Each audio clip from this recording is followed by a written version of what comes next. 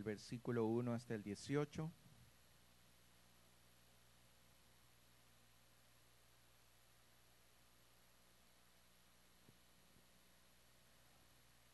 Primera de Reyes, capítulo 19, y vamos a leer del 1 al 18. El pasaje es un poquito largo, pero vamos a tratar de leerlo, no es mucho tampoco. Cuando lo encuentren, pónganse en pie.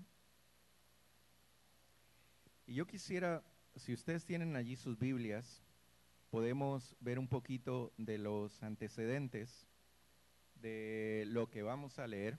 Y este es el profeta Elías. Ustedes saben, Elías es un profeta muy importante en la palabra de Dios porque tuvo una característica al final de su vida. ¿Ustedes se acuerdan qué fue? Fue uno de los pocos hombres que ascendió al cielo vivo, ¿verdad? Que no murió, y la Biblia lo registra. ¿Cuál fue el otro? ¿Alguien se acuerda? ¿Ah? Enoc. Sí, dos personajes en la Biblia que registra que no murieron, sino que fueron arrebatados, que fueron llevados al cielo, ¿verdad? Y Elías es uno de ellos. Elías se levantó como un profeta en Israel cuando el rey Acab estaba reinando en Israel, y el rey Acab, según lo que dice la palabra de Dios, era el rey más malo que tuvo Israel, el más malo de todos. Hizo cosas terribles, adoraron a Baal, quemaban a sus hijos, mataban gente, una barbaridad todo lo que este rey hizo en Israel. Y entonces aparece Elías y por palabra de Dios le dice que como resultado de toda la maldad que había en la tierra, no iba a llover por un periodo de tiempo. ¿Que ustedes recuerdan cuánto fue? ¿Cuántos años fueron? No, 3 años, ¿verdad? 3 años que no iba a llover sobre la tierra. Imagínense ustedes 3 años sin lluvia. Si aquí cuando no llueve un mes ya la cosa comienza a ponerse, cuando los muchachos de Puerto Rico vinieron, ellos nos dijeron en Puerto Rico había una sequía, había dejado de llover como 3 meses y estaban cortando el agua, estaban diciéndoles que tienen que bañarse una vez a la semana, bueno, un montón de cosas. Ahora, imagínense ustedes, 3 años de sequía. Y entonces en esos 3 años, Elías se tuvo que esconder y tuvo que ir a refugiarse en alguna parte porque pues el rey lo estaba buscando para matarlo. En todo esto, Elías llega donde una viuda, ustedes conocen esta historia, y ella estaba preparando comida para ella, para su hijo, y no, Elías le dice, dame de comer primero a mí. La viuda lo hizo, le dio de comer a Elías y ella tuvo alimento y agua durante toda esa sequía. Pero sucedió algo, el hijo de la viuda, el único hijo, su única compañía, se murió un día. Y ella le dijo a Elías, y Elías fue, le dijo a Dios, le pidió a Dios un milagro, y el hijo de la viuda resucitó. Después de 3 años, por orden de Dios, Elías se presentó nuevamente con Acab, y aquí viene esta tremenda historia que ustedes conocen, ¿verdad? Cuando Elías convocó a todo el pueblo y a todos los profetas del dios Baal, y les dijo, vamos a ir al monte Carmelo, y vamos a tener 2 bueyes. Ustedes preparen uno, yo preparo el otro, ustedes lo van a ofrecer a su Dios, y yo lo voy a ofrecer a mi Dios, y el Dios que responda con fuego, ese es el verdadero Dios. Y eso fue lo que hicieron. Los profetas de Baal pasaron todo el día clamando a su Dios y nada sucedió. Elías clamó a Dios y mandó fuego del cielo y se consumió. Pero después de esto, aparentemente tremendo milagro y muchas cosas que debían haber pasado, lo que sucedió fue que la esposa del rey Acab, que se llamaba ¿cómo? ¿Alguien se acuerda?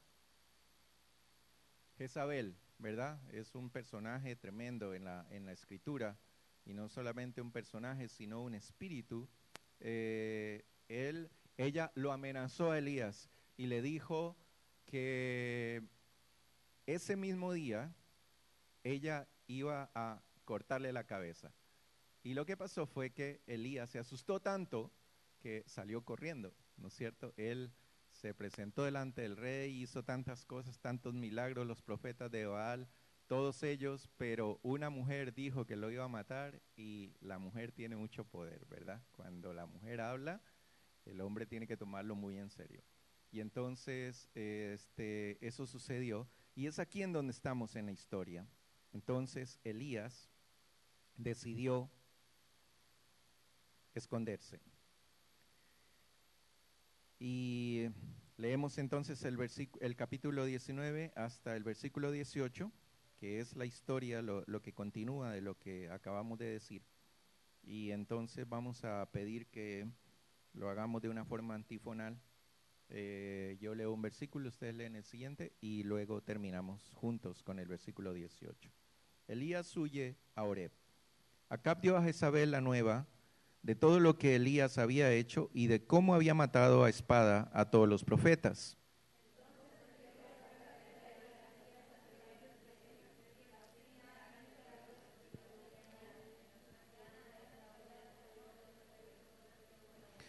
Viendo pues el peligro, se levantó y se fue para salvar su vida, y vino a Berseba, que está en Judá, y dejó allí a su criado.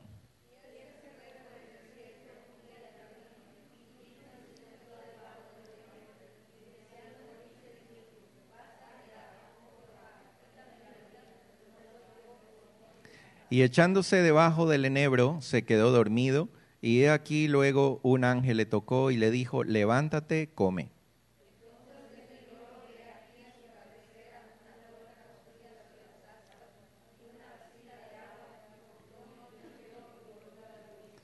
Y volviendo el ángel de Jehová la segunda vez, lo tocó diciendo, levántate y come, porque el largo camino te resta.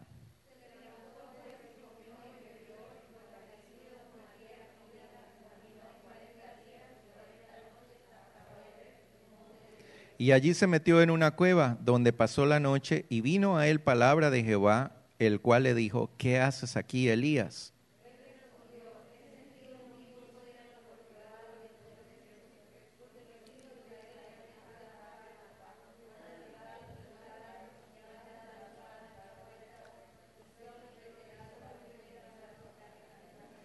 Él le dijo, sal fuera y ponte en el monte delante de Jehová. Y he aquí Jehová que pasaba, y un grande y poderoso viento que rompía los montes y quebraba las peñas delante de Jehová, pero Jehová no estaba en el viento. Y tras el viento un terremoto, pero Jehová no estaba en el terremoto.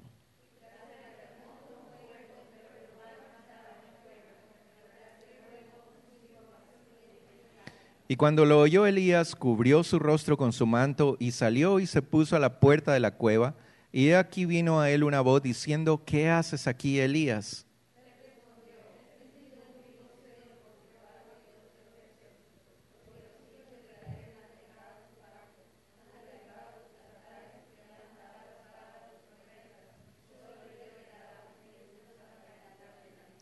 Y le dijo Jehová, ve y vuélvete por tu camino, por el desierto de Damasco, y llegarás y ungirás a Hazael por rey de Siria.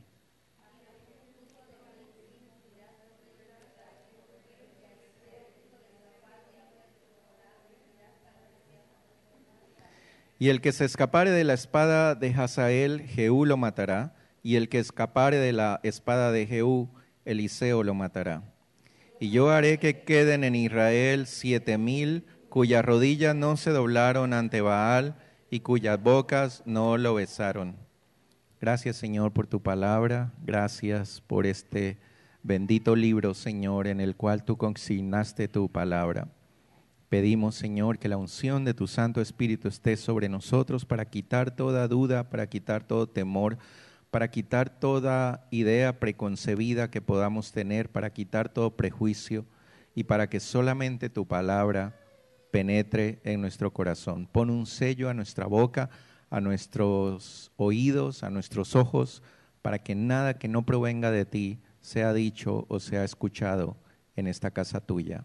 En el nombre de Jesús te lo rogamos. Amén. Amén. Tomen asiento, hermanos.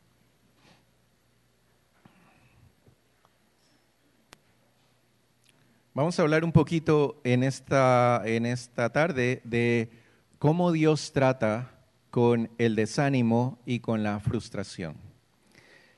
¿Alguna vez alguien aquí ha estado desanimado, frustrado? Levante la mano.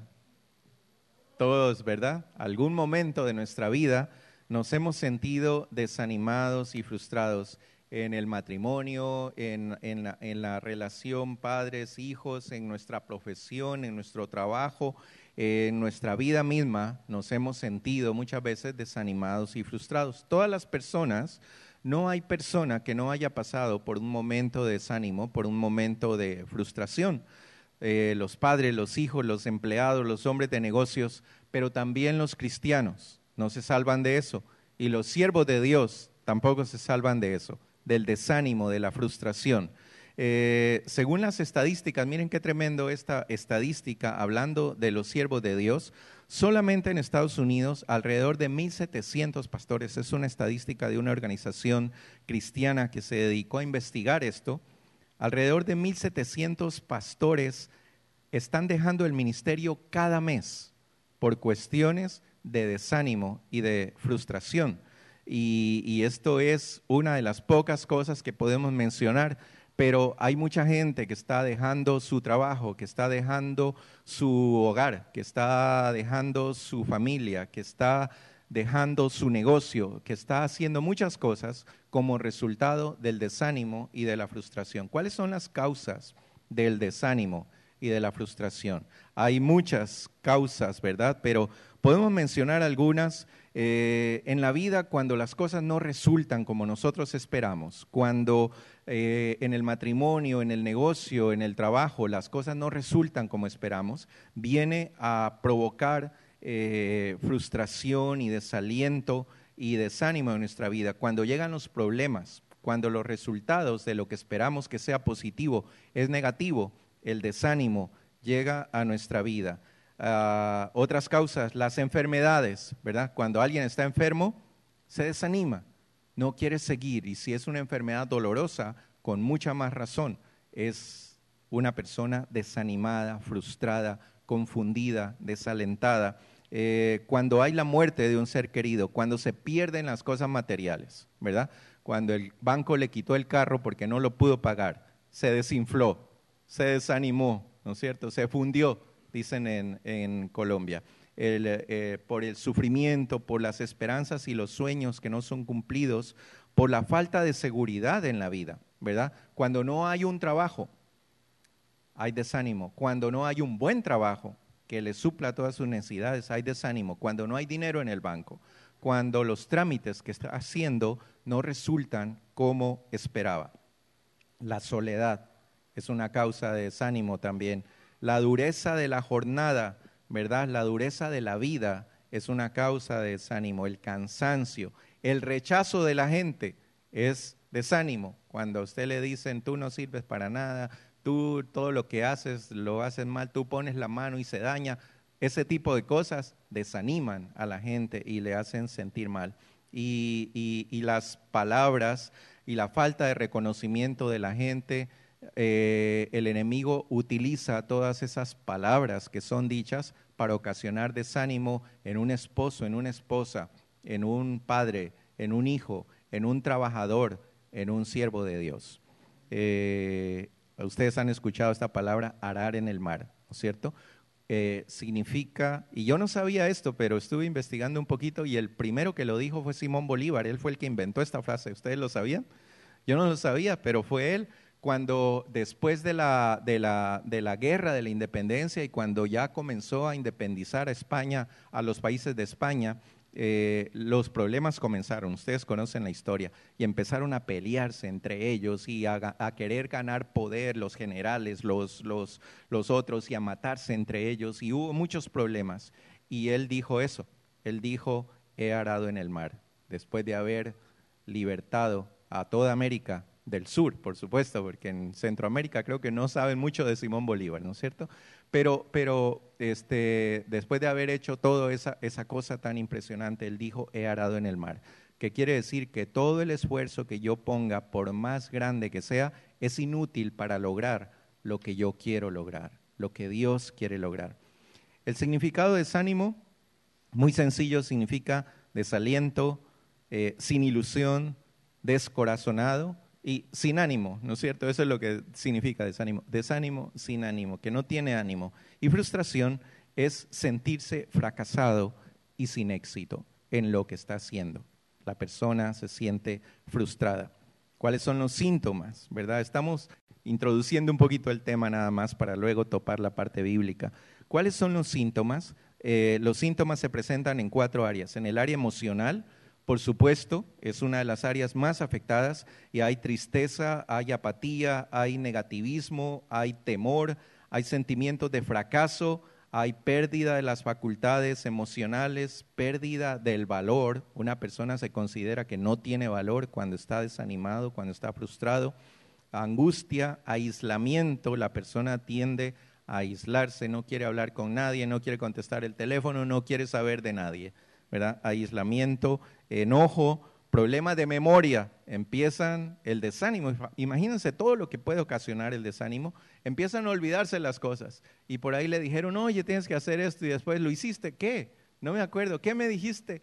Está totalmente perdido porque está desanimado, porque está frustrado, problemas de concentración y a la larga el desánimo llega al siguiente paso que es la depresión y en esa depresión inclusive hay deseos de morirse, ¿verdad? Eso es lo que puede ocasionar el desánimo y la frustración.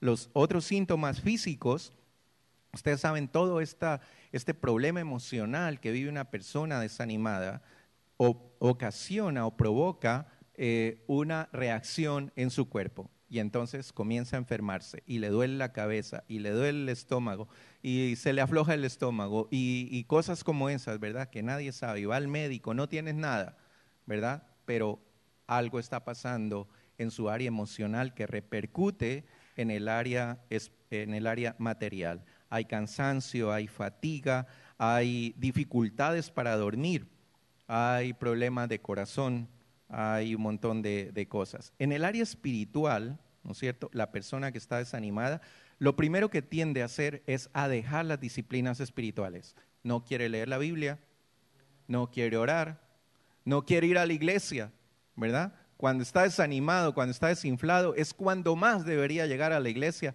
y lo primero que piensan es no ir a la iglesia cuando están desanimados, cuando están frustrados. Entonces dejan las disciplinas espirituales, comienza a cuestionar a Dios, ¿por qué, Señor? ¿Por qué si yo creí que me iba a salir bien, me salió mal?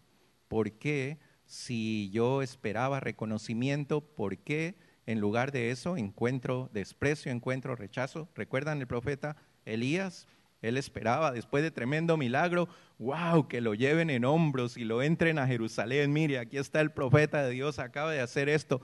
Y lo que pasó fue que le dijeron, te voy a cortar la cabeza. Y tuvo que salir corriendo. La falta de reconocimiento. Y esto comienzan cuestionamientos con Dios.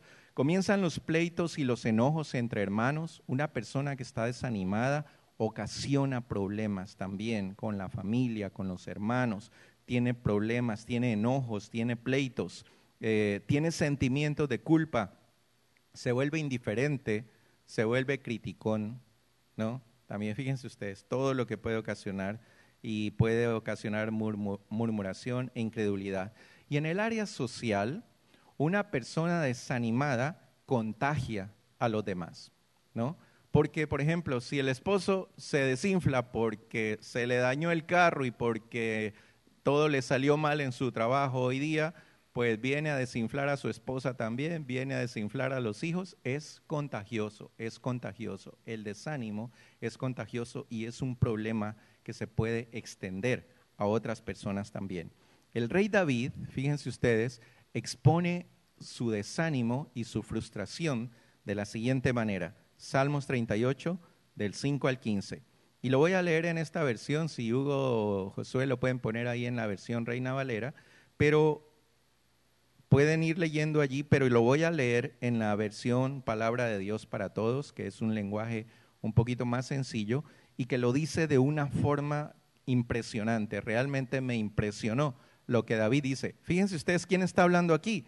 El gran rey David, el escogido de Dios, el ungido de Dios, aquel que estaba reinando sobre un reino grandísimo, en auge, en preponderancia, riquísimo. Tenía mujeres, tenía todo un pueblo debajo de él, tenía todo lo que podía necesitar. Y él se siente desanimado y frustrado y lo expresa de esta manera. Fíjense ustedes, versículo 5. A causa de la estupidez, mis heridas van de mal en peor. Se pudren y dan mal olor. Me la paso retorciéndome de dolor y vivo lamentándome. Siento por dentro la fiebre ocasionada por una pena terrible. Estoy completamente descompuesto. Estoy tan adolorido que ya no doy más y mi corazón abatido me hace gritar. Señor, tú sabes lo que deseo. Has escuchado mis lamentos, mi corazón late exageradamente, se me ha acabado la fuerza y mis ojos han perdido su brillo. Mis amigos y quienes me querían no se me acercan por causa de mi enfermedad. Hasta mis familiares se han alejado de mí, pero yo me hago el sordo. Mis enemigos me tienden trampas y amenazan con destruirme. Dicen mentiras de mí todo el tiempo, pero yo me hago el sordo y los ignoro. Me hago el mudo y no digo nada. Soy como el que no oye, no puedo quejarme ni defenderme. Señor, yo espero en ti, tú, Señor y Dios mío, serás quien me responda. Miren, qué tremendo lo que dice David, el gran rey David. Estaba deprimido, estaba desanimado, estaba frustrado con todo lo que estaba pasando en su reino. Y él no es el único ejemplo que encontramos en la Biblia, grandes hombres de Dios. Ustedes ven a Job, ¿no es cierto? El más antiguo de todos. Job, tremenda desinflada que se pegó, se le murieron sus hijos, perdió todo lo que tenía, encima de eso la enfermedad y encima de eso una esposa criticona a su lado, que lo único que hacía era echarle palo y él allí más desinflado que antes. Tengan cuidado con eso, hermanas, mujeres, cuando vean a su esposo desinflado, no acaben de desinflarlo, traten de darle una sopladita para que se infle y para que no se termine de desinflar. Job maldijo el día de su nacimiento, fíjense lo que hizo Job. Maldito el día en que nací, dijo. Qué tremendo, eso suena fuertísimo, solo de leerlo suena demasiado fuerte, peor decirlo. ¿Y saben a quién se lo dijo? ¿A quién se lo dijo? A Dios, se lo dijo a Dios. Y luego le dice a Dios, quítame la vida, varias veces le dice ahí en el libro de Job, quítame la vida, ¿para qué me tienes vivo? ¿Para qué nací yo? ¿No? Y por ahí habla algo fuerte hasta del vientre de su madre, o sea, tremendo desánimo de Job. Y tenemos el caso de Moisés, desanimado hasta decirle a Dios, mátame, y yo ya no quiero más, no quiero seguir más. Jonás, el rey David, Jeremías, el profeta Jeremías, ustedes han visto, ¿verdad?, lo que el profeta dice. Él dice, yo no quiero seguir, Señor, ya no quiero hablar de ti, ya no quiero abrir mi boca, porque cada vez que hablo mi boca me meto en tremendos líos. Por favor, déjame, quítame la vida, ya no quiero hacerlo. El profeta Isaías, Pablo, tremendo desánimo de Pablo, Pedro, bueno, y muchos más, la lista es muy larga.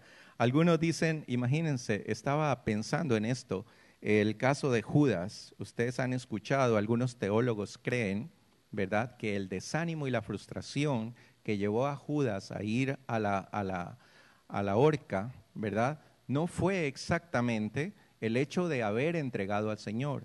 Porque muchos teólogos creen que en todos esos 3 años que él estuvo con el Señor, él viendo todos los milagros que hizo, viendo que resucitaba muertos, viendo que los enfermos eran sanados, viendo que multiplicaba los alimentos, viendo que se transformaba en el mismo Dios, todo eso, dicen los teólogos, no lo dice la Biblia, por favor, no, tengan cuidado con esto, ¿verdad? Solamente estoy mencionando lo que dicen. Dicen que él sí llegó a creer, Pero a Judas de pronto le pareció que como que el Señor estaba muy paciente, ¿no es cierto? Pero él sabía que él era el rey, él sabía que era el Mesías, y el Mesías era el que iba a libertar al pueblo. Y cuando él le entregó, él pensó, ahora sí, le di el empujón que él necesitaba para que ahora sí manifieste su poder y vengan los ángeles y caigan a todos estos romanos y los destruyan. Y cuando él vio que eso no sucedió, fue y se ahorcó. Dicen así, no lo dice la palabra de Dios, pero es una posibilidad. Entonces, ¿cómo trata Dios con el desánimo de Elías? Con un Elías desanimado, con un Elías frustrado. Después de más de 3 años de esconderse Elías y de vivir en el desierto, ¿no es cierto? Elías pensó que ese milagro que había ocurrido en el Monte Carmelo seguramente iba a librarlo de todas sus angustias, iba a hacer que el rey y todo el pueblo se convirtieran. Imagínense ustedes, ver caer fuego del cielo, ver una cosa tan impresionante. Él dijo, bueno, aquí convertí a todo el pueblo. ¿Y qué sucedió? Los otros se fueron, le dijeron, gracias Elías, y defiéndete como puedas, porque ahí viene la Jezabel a cortarte la cabeza. Y entonces eso fue lo que logró. Y todo eso lo desanimó tremendamente, porque todo el fruto de su trabajo, todo el esfuerzo que él había puesto, todo lo que él había hablado con Dios en ese tiempo, y obedeciendo a Dios en todo lo que Dios le mandó, no dio ningún fruto, sino que todo lo contrario, sirvió para empeorar las cosas. Porque ahora no solamente el rey lo buscaba para matarlo, ahora también la esposa del rey lo buscaba para matarlo. Y según él, no había nadie en Israel que sirva a Dios. Y entonces Elías dice, fíjense ustedes esta palabra que él utiliza aquí, dice, basta ya, oh Jehová. ¿Qué quiere decir con esto? Elías quiere decir, ya no puedo más, ¿no? Ya no quiero seguir, ya no puedo más. Yo estoy haciendo todo lo que tú me pides, pero no logro nada. Así es que ya basta, hasta aquí, suficiente. Y luego dice, quítame la vida. Y esta es una expresión máxima del desaliento, del desánimo, de la frustración. Fíjense ustedes que Dios contestaba las oraciones de Elías. Ustedes ven toda la historia de Elías. Dios contestaba sus oraciones. Gracias a Dios que no contestó esta oración, porque esta era una oración, ¿verdad? Estaba hablando con Dios, no estaba diciéndoselo a nadie más, estaba hablando con Dios. Y en oración le dijo, quítame la vida, ¿verdad? Y gracias a Dios, Dios le dijo no. Y eso es una gran enseñanza para nosotros cuando nosotros le decimos algo a Dios y Dios dice no, porque Él sabe que no siempre lo que le decimos a Dios, no siempre lo que le pedimos a Dios es lo que nos conviene, es lo que Dios quiere para nosotros. Y por eso muchas veces Dios dice no. Y en este caso Elías le dijo, no, no seas bruto, ¿cómo te voy a quitar la vida? Todavía tengo planes para ti, todavía quiero hacer cosas grandes contigo. Porque me estás pidiendo eso. No te voy a hacer caso, no te voy a responder. Que es lo que Dios muchas veces hace con nosotros, lo hizo con Elías. Y entonces, la primera cosa que Dios hace es que Él ministra a las necesidades físicas de Elías. Del 5 al 7 encontramos que Él llegó y se acostó a dormir debajo de un árbol, ¿verdad? Dios lo dejó dormir. Lo dejó descansar. Dios dijo, este hombre está agotado, está cansado. Posiblemente venía corriendo todo el día pensando que Jezabel venía atrás, porque le dio 24 horas Jezabel. Le dijo, de aquí a mañana a esta misma hora, que ¿cómo fue que le dijo? Así me hagan los dioses y aún me añadan, si mañana a estas horas yo no he puesto tu persona como la de uno de ellos, es decir, no te corto la cabeza, porque eso fue lo que pasó con los profetas de Baal. Y entonces él llegó allí y cuando Dios vio a su siervo cansado, tirado debajo de un árbol, ¿qué fue lo que hizo? Lo trató con misericordia. No le dijo, oye perezoso, ¿qué estás haciendo aquí? Levántate, ven que te necesito. Él lo dejó descansar, lo dejó dormir, ministró sus necesidades físicas y no solo eso, sino que le dio alimento. Y le dijo, levántate y come. Y se levantó y comió, y como la comida estaba buenísima, no sé, bueno, ahí dice que fue pan, una torta cocida y una vasija de agua, pero debe haber estado tan buena, y otra vez volvió y se durmió. Estaba muy cansado, estaba muy cansado. Y el cansancio es uno de los síntomas, como habíamos dicho, del desánimo, del desaliento. Una persona que quiere dormir, acostarse en donde quiera que sea y no saber de nada, posiblemente ni siquiera despertar. Y entonces lo que debemos entender es que nada ni nadie es incansable. Hasta los más fuertes o los más espirituales se cansan en algún momento. No hay nadie que no se canse, ¿verdad? Y el cansancio acumulado puede producir desánimo, puede producir frustración en extremo. El cansancio y la necesidad de descansar viene de Dios. No lo inventó el hombre, lo inventó Dios. Porque Él quiere que nosotros seamos conscientes de nuestra debilidad humana, para que no confiemos en nuestra propia fuerza, en nuestra propia fortaleza, en nuestra capacidad, en las bendiciones que Dios nos ha dado, en nuestra buena salud, sino que aprendamos a confiar y a descansar en Dios. Ustedes han visto esas personas que dicen, no, yo trabajo 18 horas al día y me acuesto 2 horas y después de 2 horas estoy fresco otra vez para volver a empezar.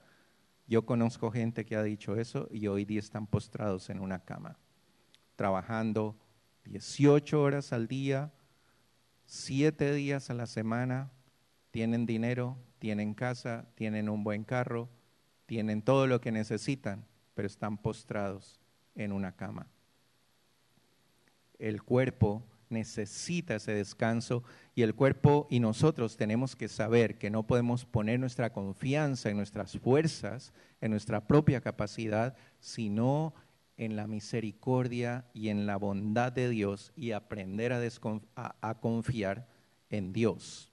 Primera de Corintios 12:10 dice que lo que esto significa, el que piensa estar firme, mire que no caiga. El que se cree muy machito, mire que no le vaya a ir mal.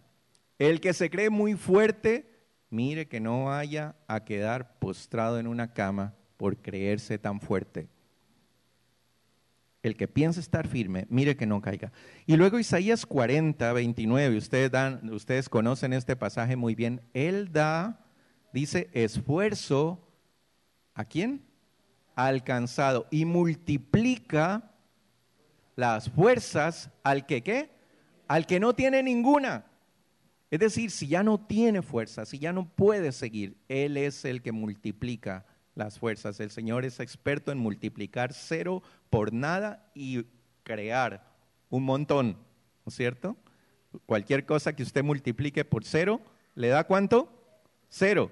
Pero aquí dice el Señor, yo multiplico por 0 y multiplico tus fuerzas.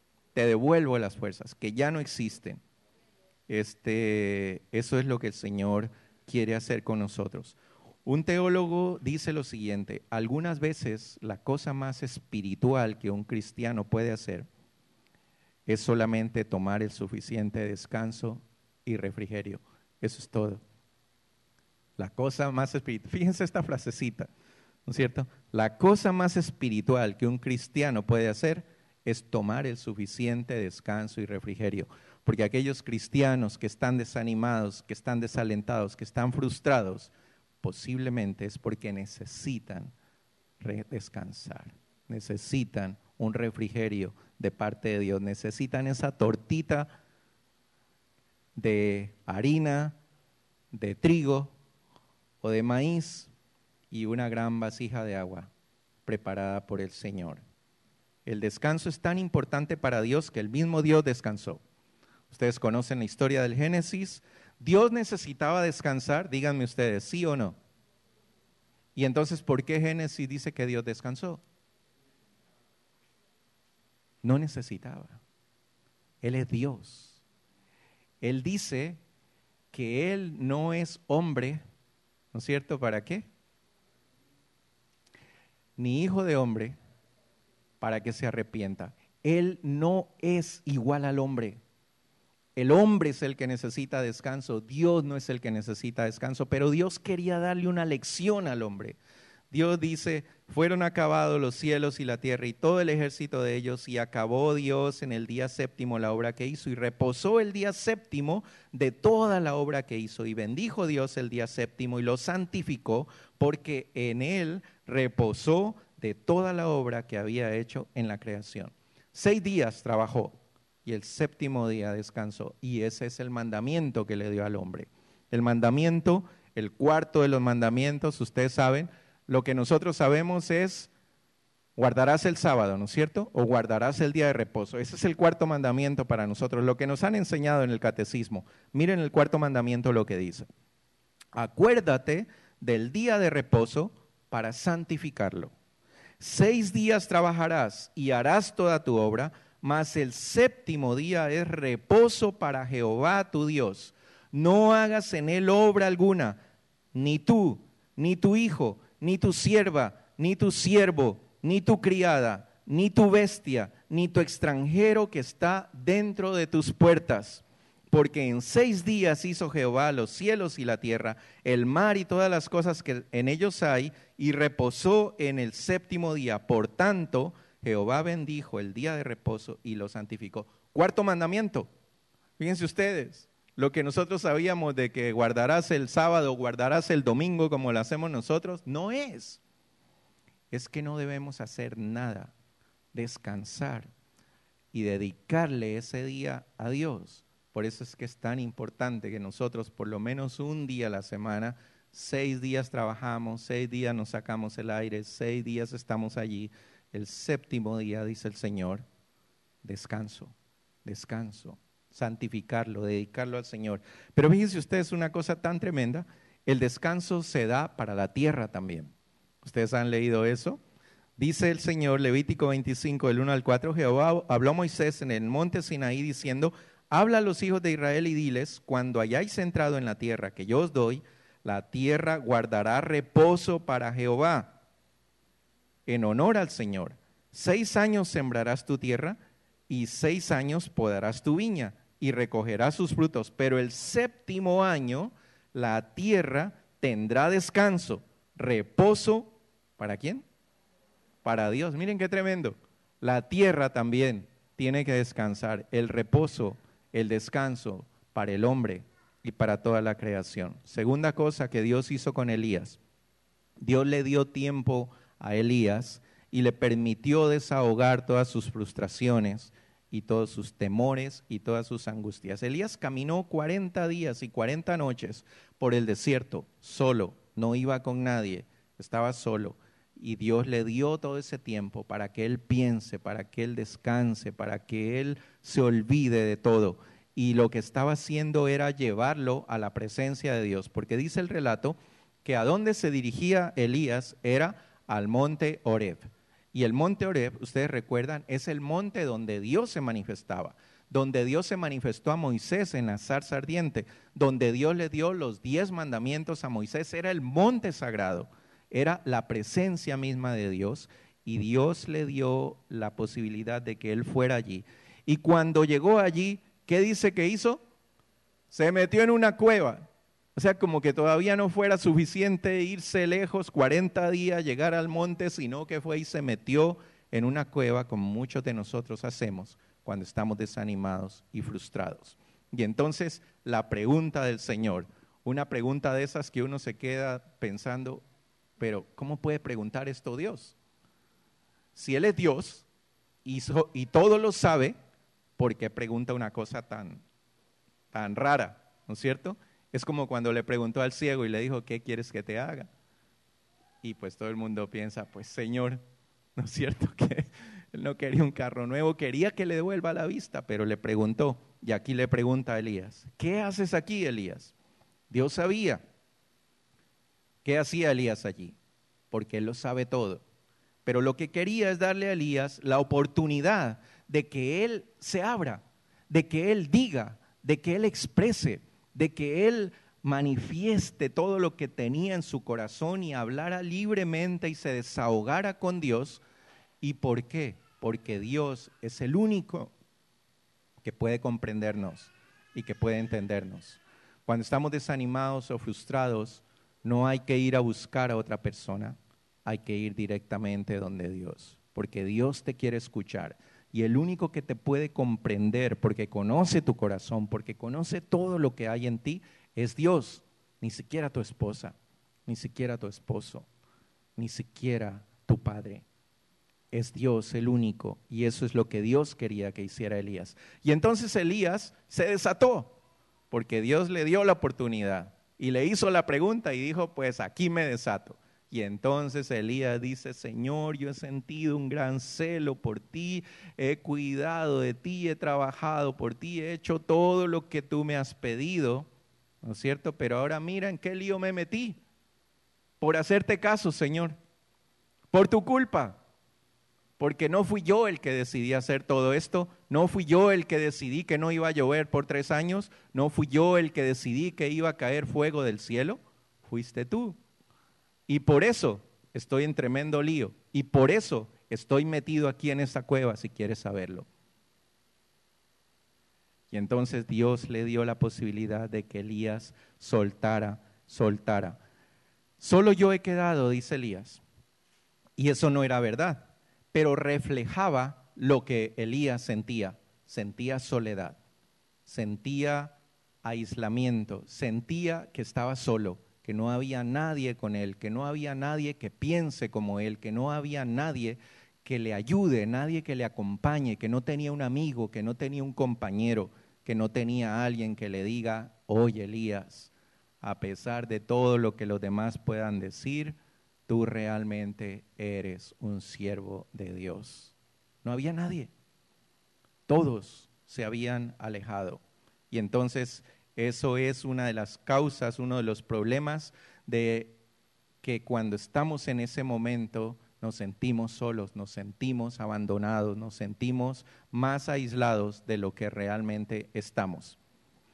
David se metió en una cueva también, ustedes recuerdan la historia de él. El Señor Jesús estuvo en una cueva y en esa cueva Dios hizo el milagro más extraordinario que se conoce hasta hoy en día, la resurrección del Señor Jesús, por la cual nosotros estamos aquí, por la cual nosotros tenemos vida, por la cual la muerte fue vencida, por la cual nosotros somos salvos, por su resurrección.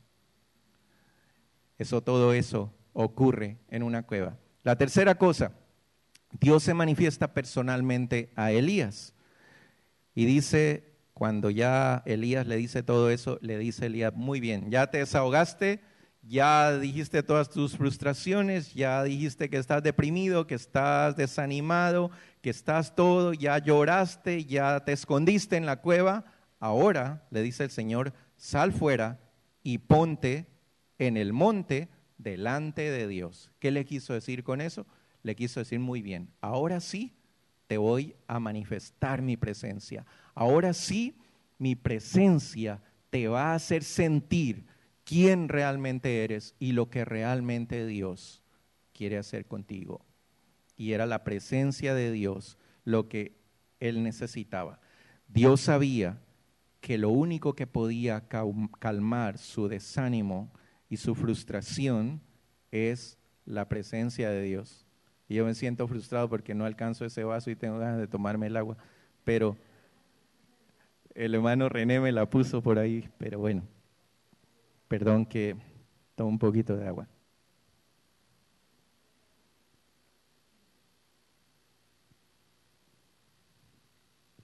Dios sabía que lo que Elías necesitaba era sentir su presencia.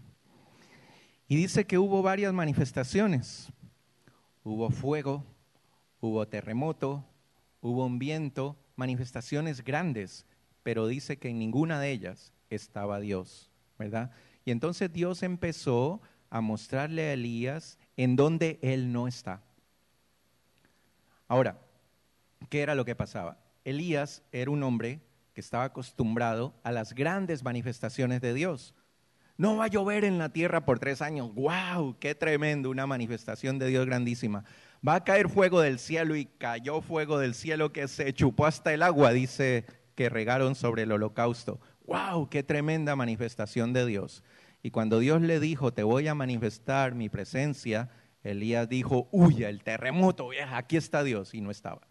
Y el fuego, y aquí está Dios, no estaba. Y el viento que rompía las peñas, aquí está Dios, porque así es como se me ha manifestado Dios todo este tiempo. Y Dios le dijo, ninguna de esas cosas, porque te quiero enseñar que en momentos como estos, lo que tú necesitas es entrar en tu aposento, cerrar la puerta de tu corazón, quedarte solo con Dios y escuchar ese silbido suave y apacible que solamente se puede escuchar cuando tú estás a solas con Dios. No se puede escuchar cuando estás en el trabajo, no se puede escuchar cuando estás en la casa oyendo los gritos de tu esposa o de la suegra o de tus hijos o ladrando el perro. No se puede escuchar con el ruido de las herramientas en tu taller. No se puede escuchar con el ruido de la escuela. No se puede escuchar cuando vas manejando por la highway. Es un silbido suave y apacible que solamente lo puedes escuchar cuando estás allí, con la puerta cerrada, con tu corazón puesto delante de Dios, apartado, metido en una cueva, metido en un cuarto, metido en el baño, en cualquier parte, pero solo tú con Dios. Y eso era lo que él necesitaba. Cuando Elías se humilló y obedeció y salió de la cueva como le pidió Dios, Dios comenzó la restauración de Elías. Y después de todo ese largo proceso por el cual lo llevó, ahora Elías estaba listo para asumir una nueva responsabilidad, con un nuevo ánimo, con una nueva manifestación de Dios dentro de su corazón. Y era esto. Primero, lo apartó por un tiempo, lo mandó lejos. ¿Lo mandó a dónde? A Siria, ¿verdad? Si ustedes ven el mapa, Israel y Siria, ese hombre debe haberse tomado un mes por lo menos caminando para llegar allá. Y eso fue lo que hizo. Se fue allá y le encomendó una misión rarísima. ¿Qué le dijo? Que unja a un rey pagano. Fíjense ustedes eso, qué raro. Que vaya y unja a un rey por allá de una nación que no conocía, que no sabía, que si llegaba allá adoraban a Baal y también le iban a cortar la cabeza.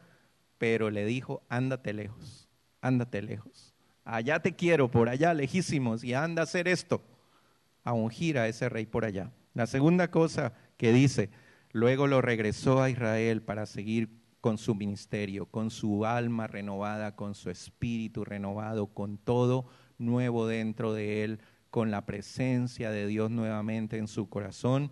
Lo volvió a cumplir una misión, a quitar al rey Acab, a ungir un nuevo rey y a darle un nuevo rey al pueblo de Dios, un rey justo, un rey que iba a limpiar al pueblo. Tercera cosa que hizo, le dio un compañero de ministerio. Fíjense ustedes, le dijo, muy bien, tú dices que estás solo, porque esa era la queja de Elías siempre. Estoy solo, Señor. Y lo dijo ¿cuántas veces allí? Ustedes lo ven allí. Si ustedes ven, repitió lo mismo 2 veces, exactamente lo mismo. Y Dios le preguntó la misma cosa 2 veces. Le dijo, ¿y qué haces aquí? Y el otro plum se desató. Y después de un rato otra vez vuelve y le dijo, ¿y qué haces aquí? Y otra vez volvió y dijo lo mismo. Dijo, pues si me pregunta lo mismo, le digo lo mismo. Dijo Elías, ¿verdad? Y una de las quejas era, estoy solo yo he quedado, no hay nadie más que esté conmigo. Y Dios lo que hizo fue, le dio un compañero de ministerio. Él necesitaba un amigo, necesitaba un compañero, necesitaba alguien que esté con él, necesitaba alguien que le levante las manos cuando estén caídas, necesitaba alguien que lo anime cuando se esté desanimando, necesitaba alguien que piense como él, que sienta como él, que tenga la misma misión que él. Y eso fue lo que Dios le dijo, anda y unge. ¿A quién? Eliseo, ¿verdad? Y eso fue lo que hizo. Y a partir de ese momento comenzó a andar con Eliseo. Y ese Eliseo no se le apartaba. Yo creo que Dios habló con Eliseo también. Y le dijo, por favor no me dejes solo a este, porque si lo dejas solo otra vez se me va a desanimar. Así es que con él, y eso fue lo que Eliseo le dijo, no me voy a apartar de ti. Y Elías le decía, quédate aquí. Y el otro, no, Señor, yo no me quedo, yo voy contigo. Y yo estoy allí, hasta el baño lo acompañaba, pero no lo dejaba solo ni un momento. Y eso fue lo que Elías hizo, y lo que Dios le dio fue darle ese amigo, ese compañero, ese compañero de ministerio que él necesitaba. Y luego Dios le mostró los frutos de su ministerio. Le dijo, mira, todo lo que tú has hecho ha servido para que 7,000 hombres no hayan doblado sus rodillas delante de Baal, ni lo hayan besado. Y todo el fruto de ese ministerio se vio. Imagínense, Elías tenía ahorita una iglesia de 7,000 miembros, ¿no? Y él decía que estaba solo. Y de pronto el Señor le dijo, no, Señor, ahí tienes tu mega iglesia, 7,000 de una, que no han doblado sus rodillas, y anda y ponte al lado de ellos. Ese es el fruto de tu ministerio. Eso es lo que Dios ha hecho, porque dice la palabra de Dios que la palabra de Dios nunca regresa vacía y que cumple el propósito por el cual Dios la ha mandado. Y cuando nosotros hablamos y predicamos la palabra de Dios, y cuando confiamos en Dios, ese ministerio nuestro nunca regresa vacía. Quisiera terminar con este pasaje, 1 de Pedro 5, del 6 al 7, y lo voy a leer en una forma personal, porque allí lo dice de una forma de grupo, pero lo voy a leer de forma personal, y lo voy a leer en la versión La Palabra de Dios para Todos. Y yo quiero que tú y yo podamos apropiarnos de este versículo cuando estemos desanimados, cuando estemos frustrados. Cuando Dios te corrija con su mano derecha, acéptalo con humildad. Después, cuando llegue la hora, Él te exaltará. Confía a Dios todas tus preocupaciones, porque Él cuida de ti. Ten dominio propio y mantente alerta. Tu enemigo el diablo anda por ahí como un león rugiente buscando devorarte.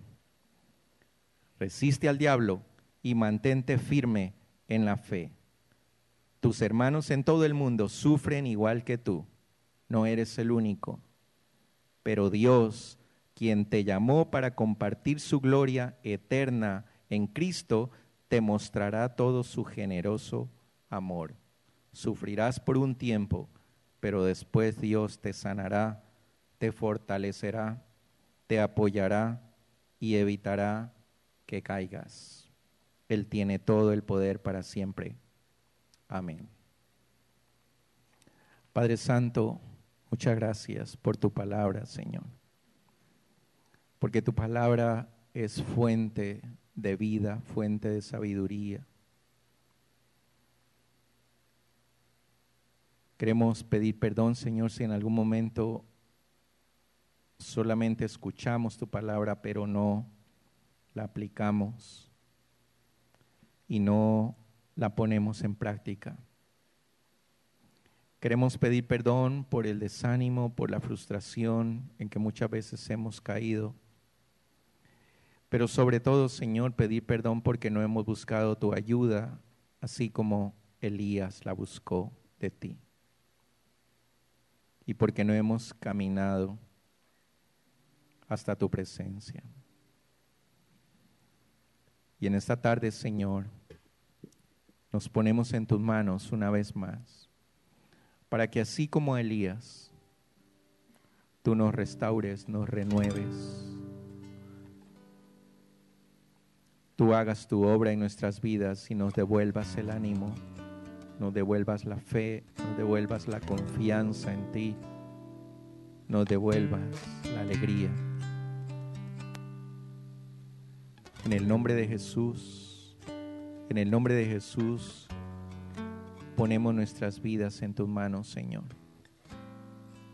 Tú sabes nuestra necesidad, tú sabes qué es lo que nuestra alma, nuestro espíritu y nuestro cuerpo necesita. Y no hay nadie más que lo pueda sanar, no hay nadie más que pueda proveer, sino solo tú, Señor. Por eso recurrimos a ti y por eso pedimos, Señor, que seas tú levantando nuestras manos caídas, que seas afirmando nuestras rodillas temblorosas, que seas quitando de nuestra mente y de nuestro corazón esos pensamientos negativos y que seas haciendo tu trabajo, tu obra en cada uno de nosotros. Que la bendición tuya esté sobre nuestras vidas cada día y que al igual que Elías, cuando se rindió, cuando reconoció, cuando se humilló, cuando obedeció, fue restaurado y fue levantado por ti. De la misma manera, tú hagas con nosotros. Que tu nombre sea glorificado, que tu nombre sea exaltado.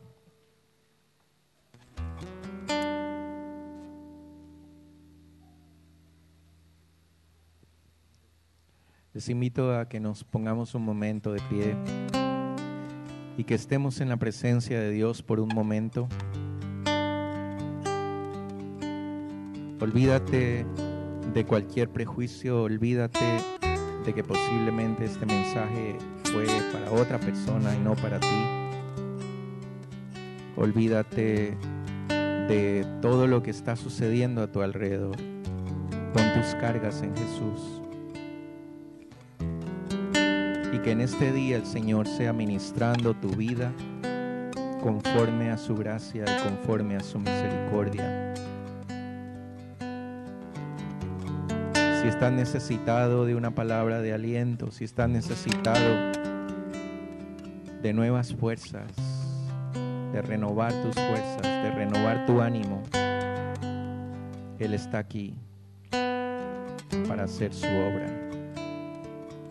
Una obra que posiblemente no va a ser hecha instantáneamente, pero Él quiere empezar como empezó con Elías, a trabajar en ti y en mí,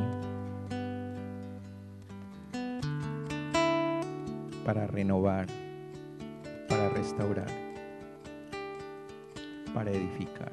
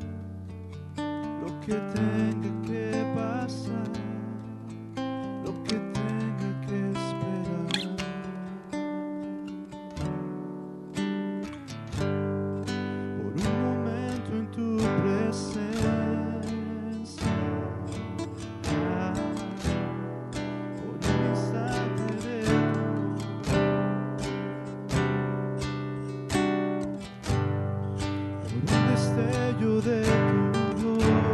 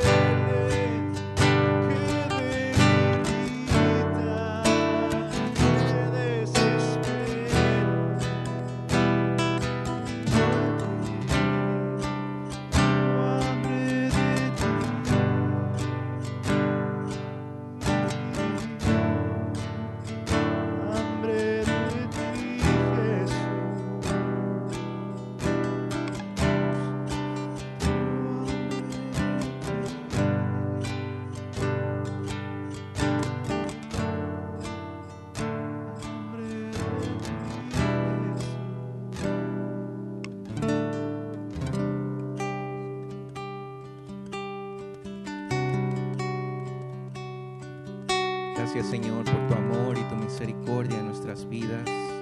Gracias por estar aquí y por tomar cuidado de cada uno de nosotros. Ponemos nuestras vidas una vez más en tus manos para que tu gracia y tu misericordia nos cubra y podamos estar protegidos bajo la sombra de tus alas. Que la gracia y el amor y la misericordia de nuestro Dios Todopoderoso esté sobre cada uno de nosotros en este día y en esta semana que empieza. Bendito sea el nombre del Señor.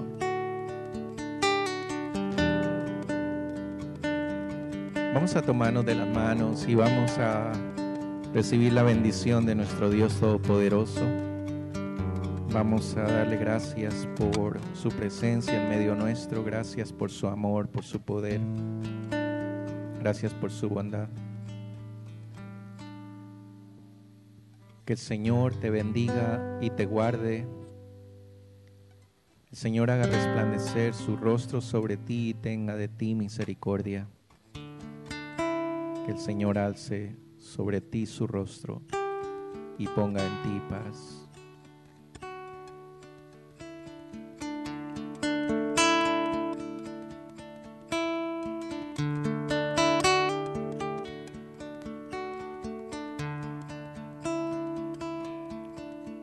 El Señor te bendiga y te guarde,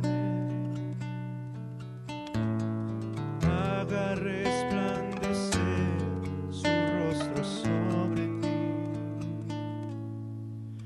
El Señor te bendiga y te guarde, haga resplandecer su rostro sobre ti. Tenga de ti misericordia. El Señor te muestre su rostro.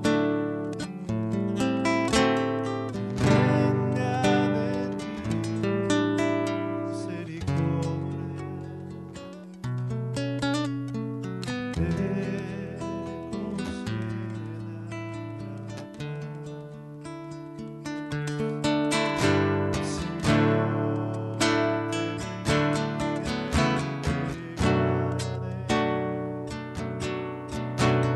Haga resplandecer su rostro sobre ti.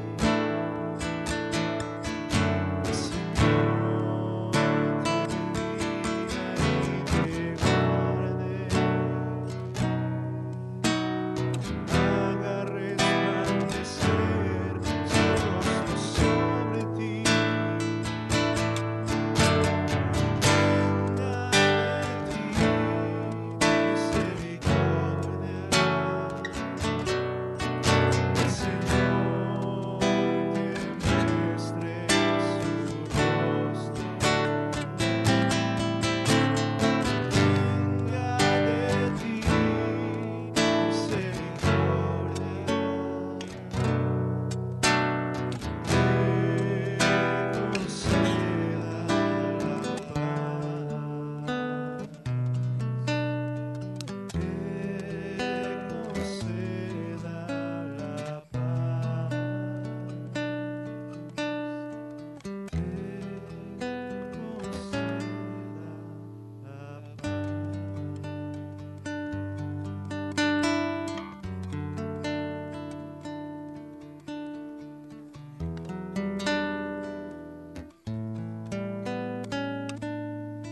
Amén, hermanos. Vamos a tener un tiempo de compartir. La hermana Sandra y las hermanas han preparado